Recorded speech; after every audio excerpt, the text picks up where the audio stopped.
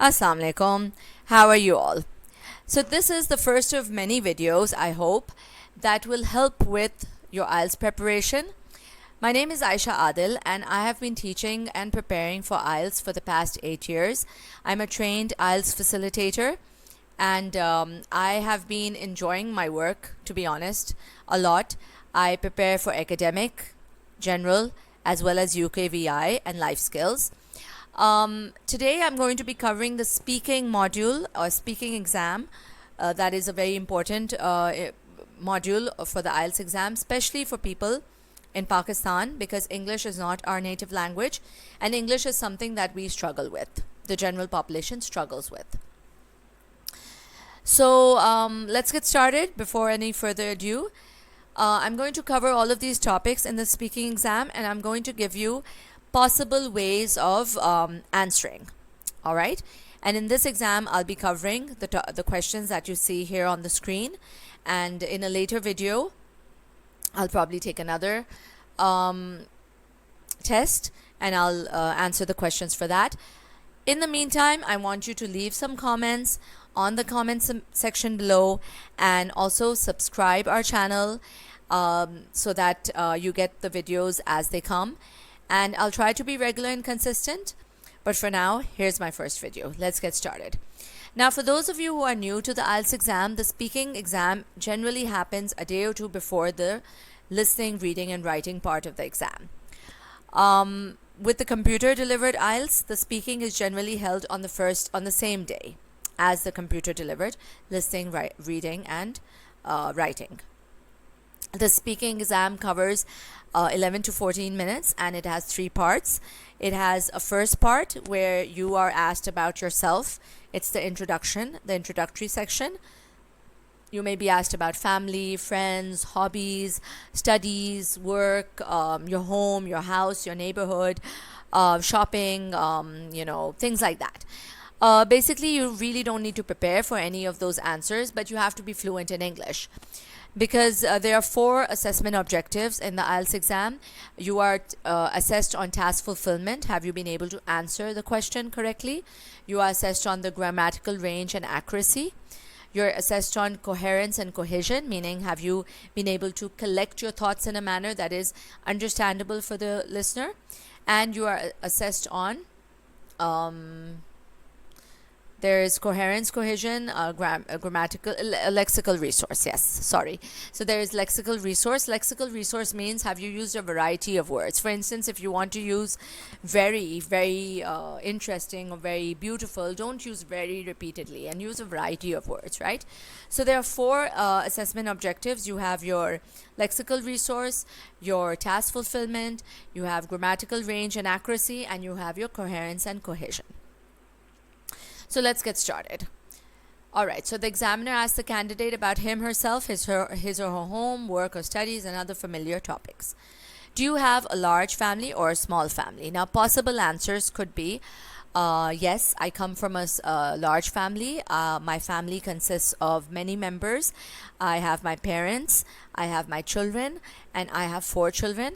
And we are all adults in the household because my children are grown up. They go to university and my son is in his final year of O-levels. So we are a pretty much large family. Can you tell me something about them? Well, like I said, I have my parents and my children and myself. My father runs a business and he is a very active member of the community. He enjoys his work a lot. He likes to socialize. He's a people person. My mom is a homemaker. She basically takes care of all of us. She cooks wonderful dishes for the family, and she spoils us a lot. My children, like I said, go to university. I have 3 daughters and a son. And all of them are engaged in their studies and in their, in their pastimes. And so it's a pretty happening household. How much time do you manage to spend with members of your family? Well, to be honest, not a lot, because I work full time. I teach at a medical college. I teach English. I teach other subjects as well. I am running an IELTS preparation center. I'm also running a tuition center for ONA levels. So I really don't get a lot of time to spend with my family, but I try to make the most of moments. If we're having a meal together, I try to make the most of that. Or even if we're just sitting with our phones and we're just, doing our thing, I'll make it a point to be with them. And in between of all of our activities, we, talk to one another, we share things. We may even fight at times, but it's all part and parcel of being a happy family. What sorts of things do you like to do together? Well, going out is one thing that we love to do together. Going shopping or going to the mall or watching a movie.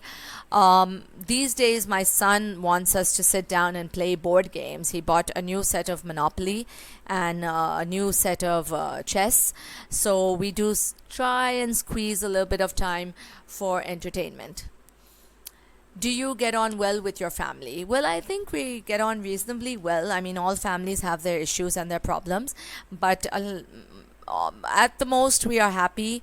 We are happily connected, and we all care for each other. So I think that's really important. So let's come to part 2.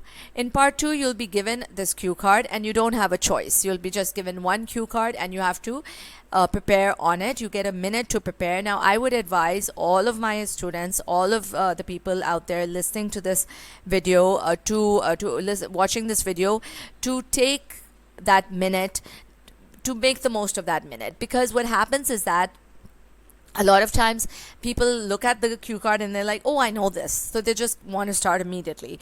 But examiners also advise that you should take that entire minute to look at the questions carefully and to probably make notes on the side so that you don't miss anything out. Now, 2 minutes is not a lot of time to speak.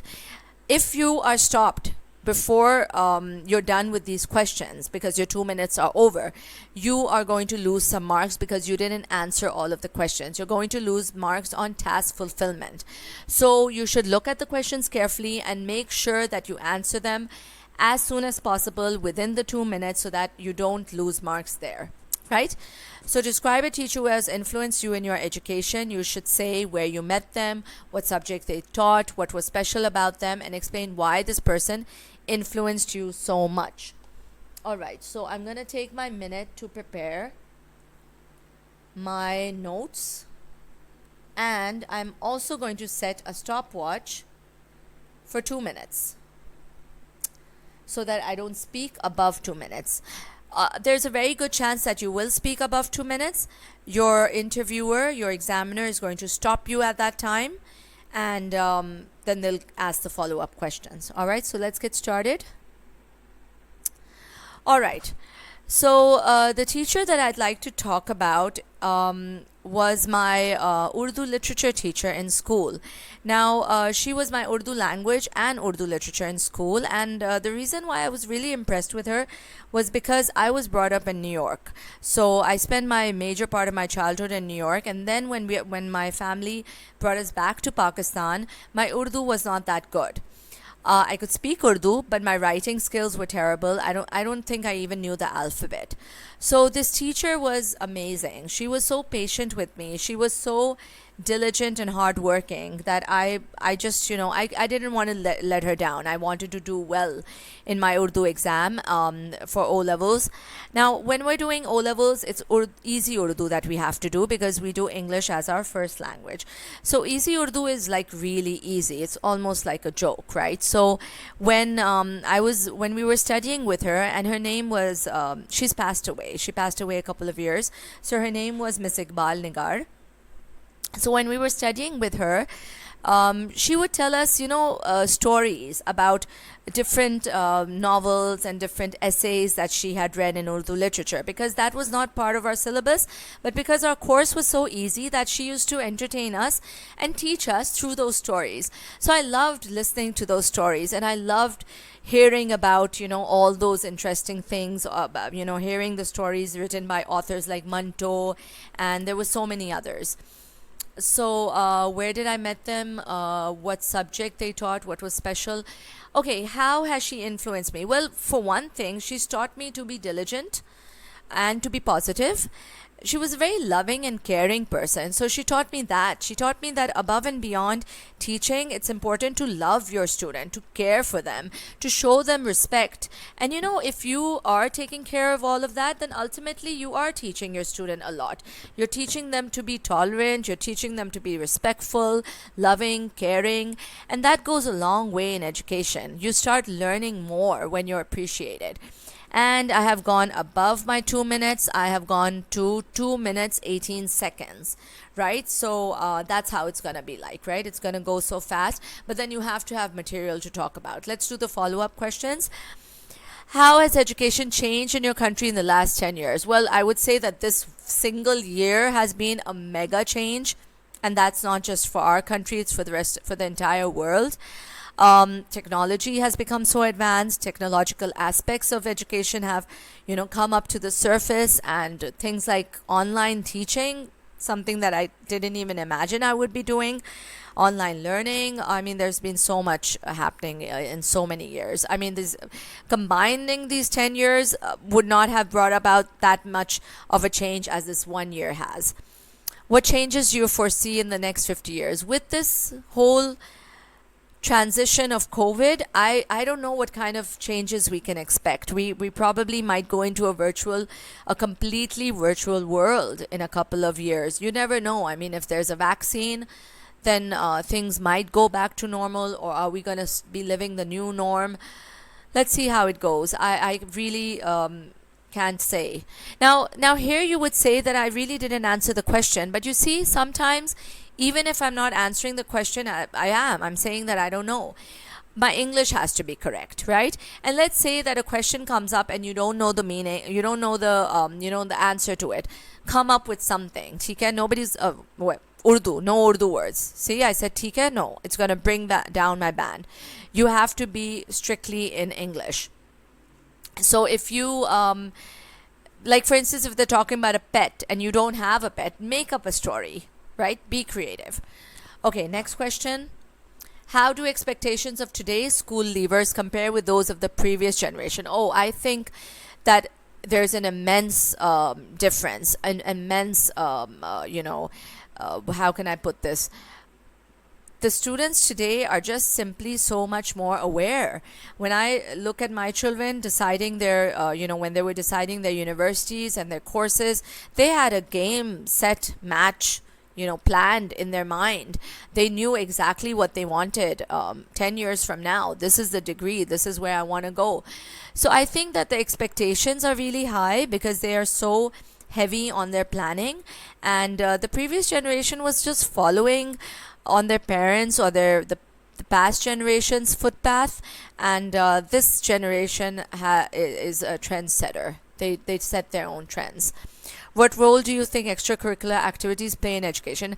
Now, I'll just pause here and tell you that the answers for these questions don't need to be that long. I'm just giving you different possibilities. 1 line, 2 line. Maybe in other videos I'll explain to you even more, but that's all they expect. All right. What role do you think extracurricular? All right. Extracurricular activities play a huge role in education. I think a child learns more outside the classroom during an extracurricular activity than he does within the classroom while the teacher is teaching, because they're learning teamwork, they're learning different challenges and how to face them, they're learning defeat, they're learning how to cope with defeat, how to cope with victory. Don't let it get to your head, go for the next goal. So it just broadens their horizons, it just broadens their possibilities and their opportunities, and their interests develop, right? They find new interests within themselves. All right, what method of learning works best for you? I think a combination. I think ever since this whole virtual education has come about, I think having a facilitator, having virtual lessons on YouTube or other places, and also self-study is very important, right? Sitting down, studying on my own with nobody's interference, having my own schedule, my own boundaries. That's really important for me. I'm not into group studies at all. How beneficial do you think it is to group students according to their level of what? Okay, to group students according to level of ability. I think occasionally you can put students in different groups according to their level of abilities, but you shouldn't make a habit of it, because you know, when different ability levels of ability and different capable students are put together, they learn from each other. It's not all about aptitude. It's not all about the high IQ. It's also about the EQ. And you don't learn unless you're with a different variety of people. And everybody benefits when that happens. Okay, so at this time, your examiner will thank you and tell you that you're done, and probably give you a thumbs up to put up your spirits. And that's about it. Okay, so when I see you next, guys, in another video, I'll have something new for you and something exciting. So stay tuned. This is IELTS with Ayesha. Take care.